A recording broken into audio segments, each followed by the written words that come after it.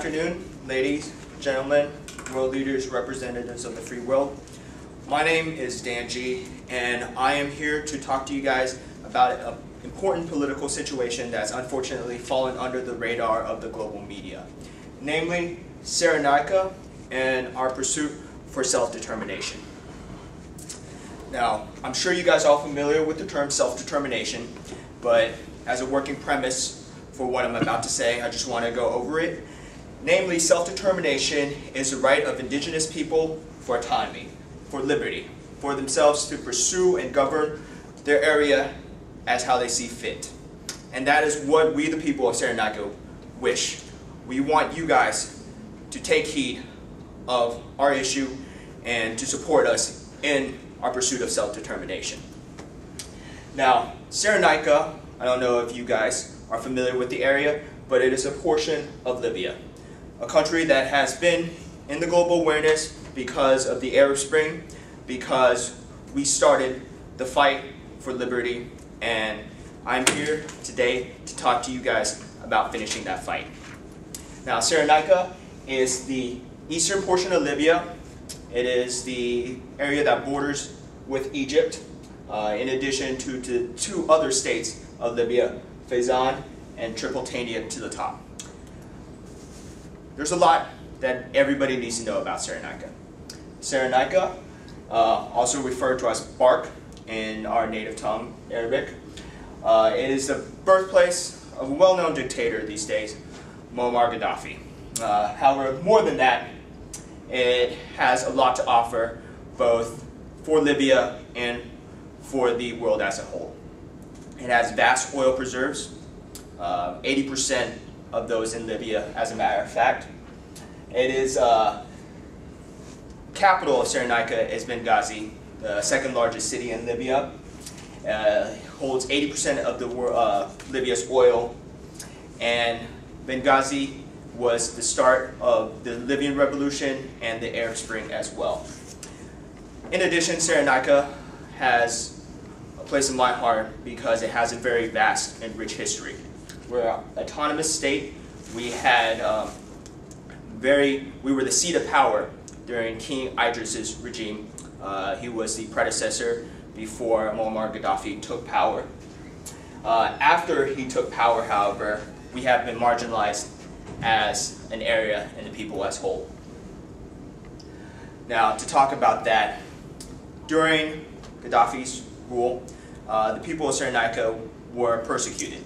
Gaddafi came from a different tribe, the Gaddafa, whereas we are the Senusui people. However, we have always had a rich history as an indigenous people, and that is why we are here to implore you to take heed.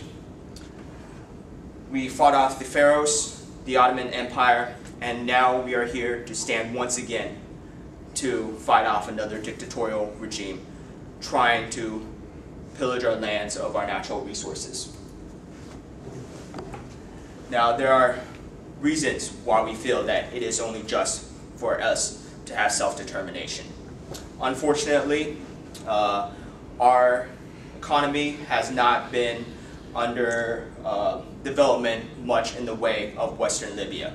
Unlike Hasan and Tripolitania, Cyrenaica has been largely ignored during the time of Gaddafi. And we are dissatisfied with basically the ruling of the central government. Now, right now, we are under control by the National Transition Council, and they are the people greatest opposed to self-determination by Cyrenaica.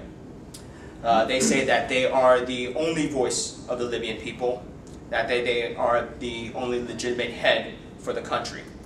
In addition, this gentleman, Mustafa Abdul Jalil, also went as far as to say that our fight for freedom, for liberty, is but a foreign plot trying to take over the wealth of our oil fields.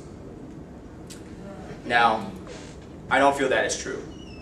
Cyrenaica and our self-determination comes from the heart of the people. We don't oppose the National Transition Council. We don't want to destroy Libya. We don't want to break up the country and burn the flags.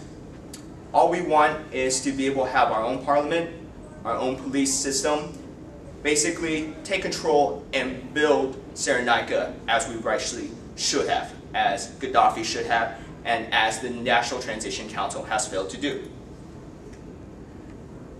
That is why I stand before you guys today. Our reply to the National Transition Council is that we are not warmongers. We are not trying to destroy the nation that we have just wrenched back. We have created the Congress of the People of Cyrenaica in order to further this message, and I stand before you today in order to bring it into the awareness of the global level. And through the process of self-determination, through your recognition of our right to be autonomous, to govern ourselves, to return back to the federal system, which was originally implemented when King Idris came into power before Gaddafi.